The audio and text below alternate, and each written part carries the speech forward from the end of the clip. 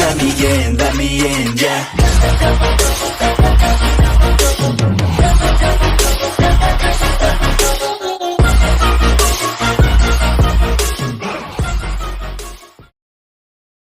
Beerus जब planet Vegeta को destroy करने के लिए एक एनर्जी बॉल थ्रो कर देता है, तभी वहाँ पर एक न्यू पोर्टल खुल जाता है और वहाँ से एक पर्सन बाहर आता है और कहते हैं मैं फ्यूचर से आया हूँ, तुम्हें दोबारा हिस्ट्री चेंज करने नहीं दूंगा। वो वीरस के एनर्जी बॉल को डिस्ट्रॉय कर देता है।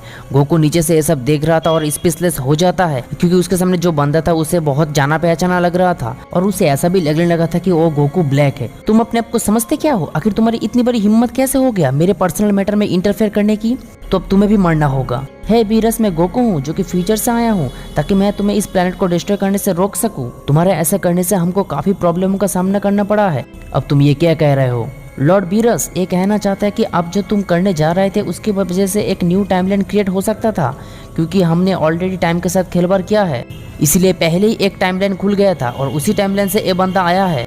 तुम सबकी ये सारी बातों में मुझे कोई इंटरेस्ट नहीं है और मुझे जरा सा भी फर्क नहीं पड़ता ये बंदा किस टाइमलाइन से आया है और उसको क्या चाहिए।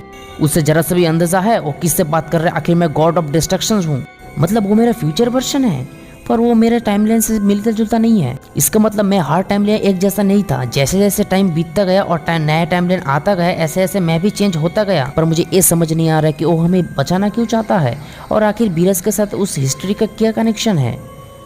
अगर वीरस इस प्लैनेट को डिस्ट्रॉय कर भी देगा तब भी उसके टाइमलाइन में क्या प्रॉब्लम होगा? शायद फ्रीजर को इस प्लैनेट को डिस्ट्रॉय करने ना देने की वजह से उसकी टाइमलाइन बना है और मुझे ऐसा करते हुए कोई भी दुख नहीं हो रहा है। मैं अपनी फैमिली के साथ खुश हूँ।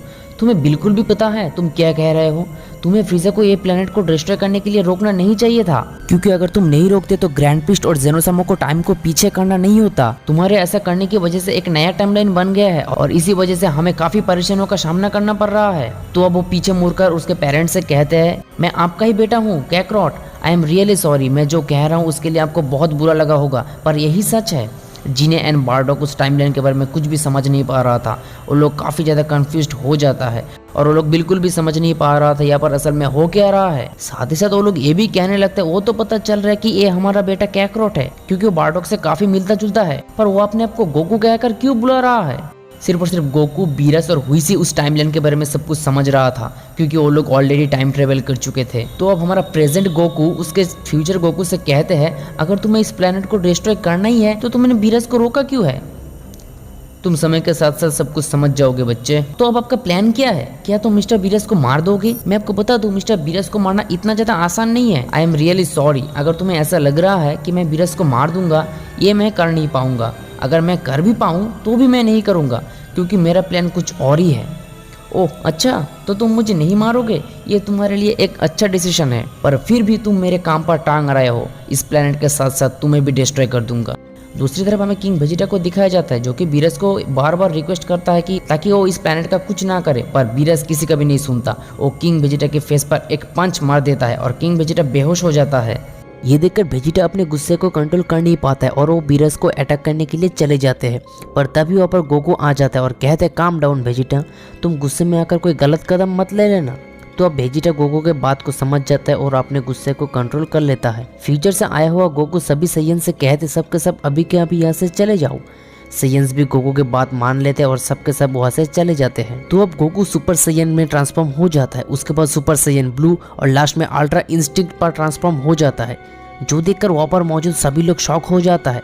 विज भी कहने लगते इस मॉर्टल ने सारी ट्रांसफॉर्म को मास्टर कर लिया है, यहाँ तक कि गॉड्स भी अभी तक ये सारी ट्रांसफॉर्म को मास्टर कर नहीं पाया। इस टाइमलाइन में जो भी एंजल्स रहते हैं वो भी इस टेक्निक को मास्टर कर पाया है। चाइल्ड गोकू भी ये देखकर सरप्राइज हो जाता है और कहते हैं वो काफी आगे जा चुका है, मैंने अभी तक उस लेवल को अनलॉक ही कर नहीं पाया। फ्यूचर का गोकू सिर्फ ये नहीं दिखाया कि वो अल्ट्रा इंस्टिंक्ट पर पहुंच गया है, वो इस टेक्निक को मास्टर कर लिया है।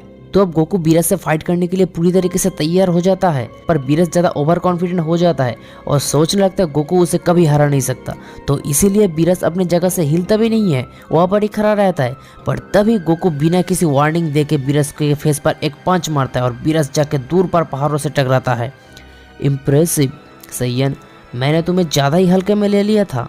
ये कहकर वीरस भी गोकू के पीछे जाकर लगातार अटैक करते गए, पर गोकू सारे अटैक को एडॉच कर लेता है। उन दोनों के फाइट के चलते हुए विश उन दोनों को रोक देता है और कहता है तुम लोग ये फाइट करना बंद करो, नहीं तो ये प्लेनेट और ज़्यादा देर तक इतनी पावर को झेल नहीं पाएगा। एट एनी मोमेंट ये प्लेनेट कोलैप्स हो जाएगा। शट अप हुईस, इस प्लेनेट का क्या हुआ इससे मुझे कोई फर्क नहीं पड़ता, और तुम हमारे बीच में मत आओ तो ही बेहतर होगा।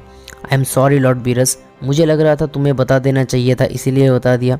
तो अब बीरस फिर से गोकू को लगातार अटैक करने जाता है और उन दोनों के बीच में एक आइकॉनिक लेवल का फाइट चलता है, पर गोकू सारे अटैक को रोक लेता है।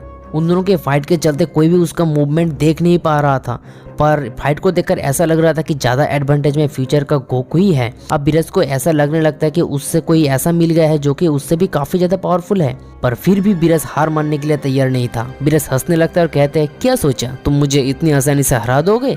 फ्यूचर का गोकू कहते हैं, ओह अच्छा, तो तुम अभी तक इस फाइट को लेकर सीरियस नहीं हो, तो अब तुम मुझे अपना फुल पावर दिखाओ। दूसरी तरफ प्रेजेंट का गोकू देखता है कि फ्यूचर का गोकू हल्के से हंस रहा था, तभी चाइल्ड गोकू समझ जाता है कि ये उसका कोई प्लान है।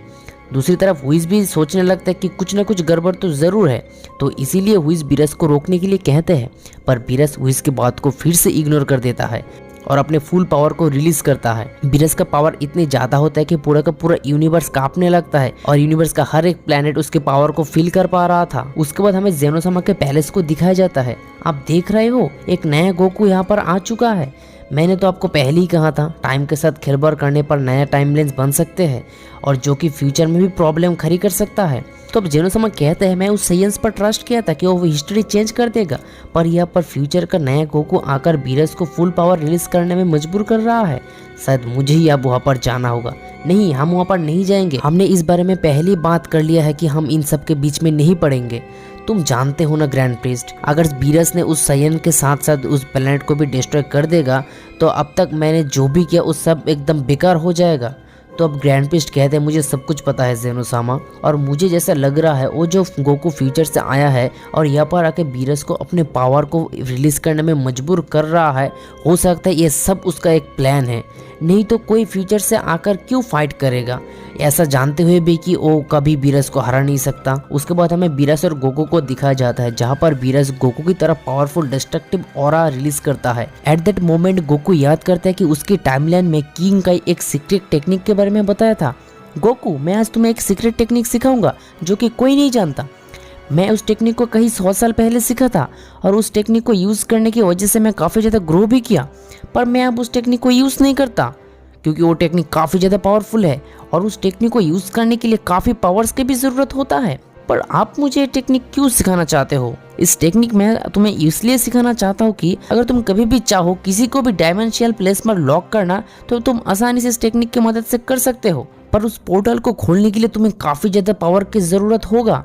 ठीक है किंकाई, मैं उस टेक्निक को सीखना चाहता हूँ, आप मुझे उस टेक्निक को सिखाइए। तो अब बीरस गोकू की तरफ पावरफुल ऑरा से अटैक करता है, तभी गोकू बीरस का पावर से ही उस पोर्टल को अनलॉक कर लेता है। ये क्या हो रहा है? मेरे सारे पावर्स बॉडी से चले जा रहा है। डैम इट, मैं हिल भी नहीं पा रहा हूँ। I am sorry Beerus. Beerus अपने खुद के पावर से खुद ही एक डायमेंशनल प्लेस पर लॉक हो जाता है। ये देखकर वहाँ पर मौजूद सभी लोग स्पीचलेस हो जाता है। किंग वेजिटा सोचने लगता है गोकू को नीचे झुककर शुक्रिया अदा करेगा, पर उससे पहले गोकू खुद ही नीचे जमीन पर गिर जाता है। गोकू का भी अपने पूरी पावर कंज्यूम हो जाता है और एक छोटे से स्माइल के साथ कहता है, मैंने कर दिखाया, आखिर मैंने सबको बचा ही लिया। वो इस माथे पर हाथ रखता है और कहते हैं, सॉरी बीरस, मैंने आपको पहली वार्निंग दिया था पर तुम मेरे बातों को विश्वास नहीं किया, तो अब देखो क्या हो गया। उम्मीद करता हूँ अब जहाँ पर ही रहोगे अच्छा ही रहोगे। कुछ टाइम बीत जाने के बाद गोकू अपने पावर को फिर से रिकवर कर लेता है। फाइनली यहाँ पर ही मेरा काम खत्म हो जाता है, अब मुझे चलना चाहिए। तो अब प्रेजेंट गोकू फ्यूचर के गोकू से कहते हैं, अब मत जाओ, मुझे आपसे कुछ सवाल करना है। जब तक प्रेजेंट गोकू उससे कुछ कह पाता, फ्यूचर का गोकू वहाँ से चले जाते हैं। उसके बाद हमें ज़ेनोसामा के पैलेस को दिखाया जाता है। हम जानते थे उस साइंस के पास कोई ना कोई तो टेक्निक जरूर होगा। तुम एकदम सही कह रहे हो ग्रैंड प्रीस्ट, अब हमें वहाँ पर जाना नहीं होगा। मैं काफ़ी इंटरेस्टेड हूँ आगे क्या होने वाला है इसके लिए। इतना भी ज़्यादा इंटरेस्ट नहीं होना चाहिए क्योंकि वहाँ पर ज़्यादा समय तक बीरस को लॉक करके रखना काफ़ी ज़्यादा मुश्किल होगा, पर असल में